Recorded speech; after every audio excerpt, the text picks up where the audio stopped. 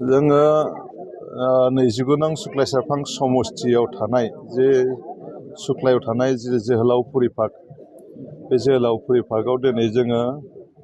जोंनि बयनिबो अनजालु सिंगार जायखौ आसामनि हार्टथ्रब होनना बुङो जुबिन गार्ग बिथांनि मुसुखा दिनै जों बेयाव बेखेवबाय आरो बे मुसुखाखौ गायसननो थाखाय जोङो थांनाय बिटिसि इलेक्सननि साननै सिगां बिथाङा रुंसारि जादोंमोन आरो बिनि अखानायैनो 20 सेप्तेम्बर खालि आङो सुक्लाय पार्कआव जुबिन गार्गनि बे मुसुखाखौ गायसननाय जागोन होनना फोसावदोंमोन आरो बे खोथा हिसाबै दिनै जों गायसननो हादों आरो जुबिन गार्गआ जोंनि आसामनिल' नङा बिथाङा भारत हादरनि फिल्म जगत आसामनि संगीतआव बिथाङा बिभिन्न बिहोमा बिथांनि दङ दिनै बिथाङा 38,000 मेथाइ गावनो सुजुनाय गावनो देंखो होनाय गावनो मिउजिक कम्प'ज खालामनाय गावनो फिल्म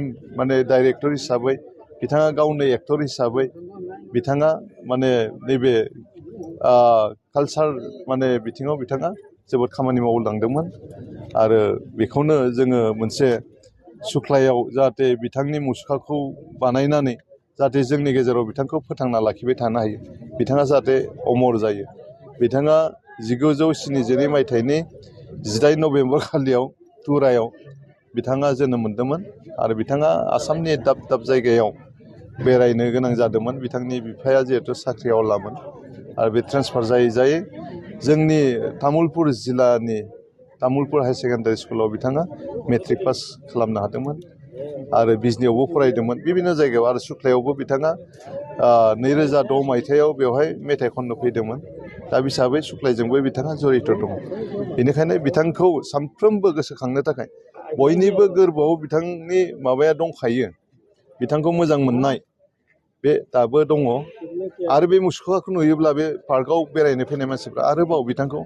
आरो बांसिन गोसोखांबाय थागोन आरो बिथाङा जाहाथे सानफ्रोमबो अमर जों बिथांखौ दिनै जोंनि गेजेराव देहाजों गैयाब्लाबो बिथांखौ जों सानफ्रोमबो आसामनि रायजोफ्रानो भारतनि रायजोफ्रा बिथाङा दासिमबो दं होनना बुङो इभेन सरकारा दिनै बिथांनि माबाखौ भटार लिस्टनिफ्राय दानाखै मानो होनोबा बिथांनि केसआनो दासिमबो दिनै माबायाव नुजाफैयाखै आरो जेनेबा बिथांनि भार्डिक्टआ दासिमबो फैयाखै बेनिखायनो बिथांखौ मोजां मोनग्रा रायजो राजाफ्रा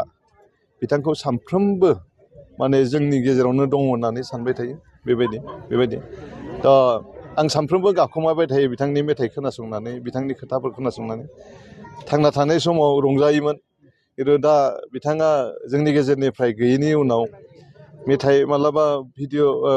बे मबाइलफ्राव स्क्रल खालामना नायो बिथांनि फैयो खोथाफोरखौ नायो गोसोखांनो बोरैबा मोनो मोदै गबाय थायो बेबायदि अबस्था रायजोफोरनि सिगाङाव आं सानफ्रोमबो सानसेबो गाबफेराखै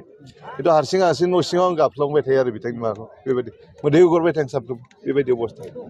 सार दिनै बिथांनि जि मुसुखाखौ बेसेबां गिदिर आरो गोलाव बानायदों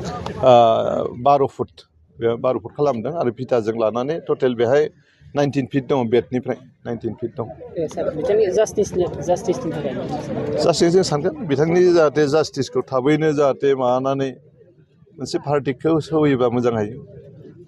रियेल भार्डिक्टआ फैयोब्ला जों गोजोननाय मोनगोन मा बुंगोन सार जोहोलावफुरि पार्कआव बिथांनि मुसुखाखौ गायसनबाय बेनि सायाव मा बुंगोन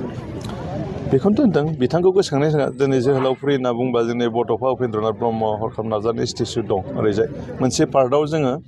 जोंनि सोमावसारनायजों लोब्बा थानाय बिथांमोननि मुसुखाखौ जों लाखिदों आरो मोनसे पार्टआव ओरैजाय धोरोम गुरु गुरुदेब कालिचरन ब्रह्म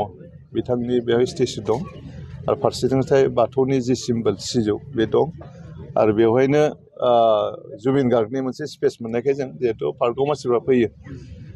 बे हिसाबै जोङो सोनाबथिं मोखां खालामनानै जिहेथु पार्कआव बेलासियाव बांसिन मानसि जायो बेहाय सोरबा फट' लायोब्ला जाहाथे मोखाङा स्पस्ट ओंखारो बेनिखायनो जों सोनाबजों नायनाय होदों आरो बेबायदि हाइ स्कुलनि बाउन्डारि वाल गेट बेखौ बेखेवगोन आरो सुवागपुराव आं जेराव थायो बे खाथियावनो मोनसे स्पेस दं बेयाव 3 कौटि थाखानि मोनसे बड'लेण्ड मार्टियार्स भबन बेखौ जों गायसनगोन आरो ओमफ्राय औबारियाव मोनसे कमिउनिटि हल जों बानायगोन आरो साननैसो उनाव नैबे जोहोलावफुरि पार्कखौबो जों बेखेवगोन आरो महरिपारायाव 60 लाखनि मोनसे माबा दङ स्कुल बिल्डिं बानायनाय आरो अडिट'रियाम मोनसे अडिट'रियाम थागोन महरिपारायाव 50 लाखनि बेखौ साननैसो उनाव आरो बेखेवगोन जों फैबाय थानायाव 44 जितु गरेस्वर बिधानसभा बियाब बेवहाय बिपिएफनिफ्राय टिकेट मोननै माबायदि जों मोननांगोन मानो होनना बुङोब्ला दिनै गरेस्वर एलएसिनि आन्दाराव मोनथाम बिटिसि समस्ति दङ बिनि गेजेराव जोङो मोननै समस्तियाव देरहानो हादों गरेस्वर सुक्लायाव जोङो बिपिएफ हान्जाया देरहादों आरो नाग्रिजुलि माने बिटिसि समस्तियाव बिजेपिया देरहानो हादों गतिके जों मोननै देरहादों बिथांमोना मोनसे देरहादों मोननै देरहानाय हिसाबै बे गरेस्वर सिटआ बिपिएफ दोलोनि जानांगौ आरो जों बिपिएफ दोलोआनो गरेस्वर समस्तियाव इलेक्सन गेलेगोन जोंनाव सानै केन्डिडेट दङ महेश्वर बसुमतारी दिगन्त बेजबरा बे सानैनि गेजेराव सासे जागोन